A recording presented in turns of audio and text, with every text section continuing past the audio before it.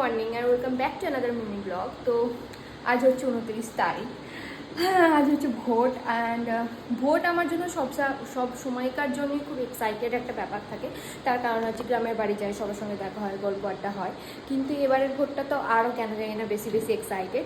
যাই হোক, এখন বাজে সকাল 10টা, উঠেছি, তারপর ফ্রেশ ট্রেশ হয়ে খাওয়া দাওয়া করি, আমরা বেরিয়ে যাব। প্রত্যেকবার একদম ভোর গিয়ে ভোট সেরে আসি, এবার একটু দেরি করেই যাচ্ছি। জানি না কেমন লাইন আর কেমন গরম হবে।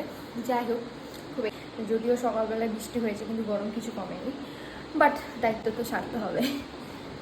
চলো রেডি হওয়া যায়। সবথেকে বড় ব্যাপার হচ্ছে প্রচণ্ড গরম, তাই খুব কটন জাতীয় কিছু করতে হবে। আমি হয়ে গেছি রেডি, এখন ঘরে বসেই আমি এরকম ঘামছে, আমি জানি না বাইরে গেলে আমার ঠিক অবস্থা হবে।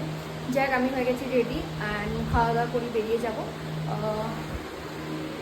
একটা সুন্দর কটনের আমি 3 পিস পরে এবার কোলায় রে, ওই এদিকে তাকা, একটা হাই কর। আমি একটু খেলি। আগে মিষ্টি বলতে ছিল আকর্ষণ, এখন আর মিষ্টি বলতে নাই। আনা